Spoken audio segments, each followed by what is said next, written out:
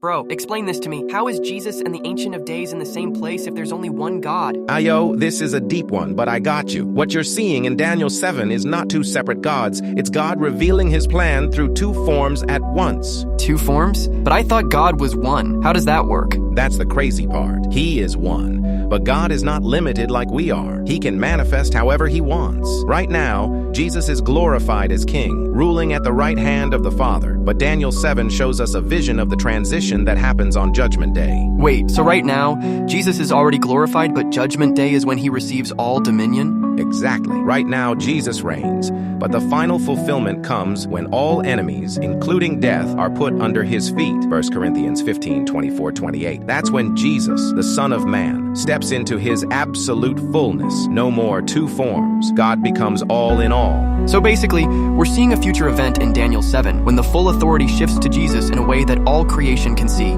Yes, it's not that God is two beings, it's that he's operating in two roles until the final moment when he fully reveals his absolute, unrestricted divine glory. So right now, the Ancient of Days form is still being presented, but at Judgment Day, that's when everything merges into one visible full glory of God. Yes! At that moment, Jesus, who already reigns, will be seen as the undeniable supreme God over all. Even those who rejected him will witness it. Bro, that means when Daniel saw this, he was literally seeing the moment where Jesus steps into his absolute rule, like the final moment of transition. Exactly. And that's why every knee will bow and every tongue will confess that Jesus Christ is Lord. Because in that moment, there will be no question. He is God. The Ancient of Days and the Son of Man weren't two separate gods. They were the same God revealing how the final transfer of all authority takes place. I'm about to lose my mind, bro. So when we see God in eternity, it's not going to be two forms. It's going to be the fullness of his glory, one undeniable presence. Yes! That's why in Revelation 22:3-4 it says, "The throne of God and of the Lamb will be in it, and his servants will worship him, not them." It's all one. The Ancient of Days becomes fully revealed in the glorified Christ. Bro, this makes so much sense. This is why Jesus prayed in John 17:5, "Father, glorify me in your presence with the glory I had with you before the world existed." He was literally talking about this moment.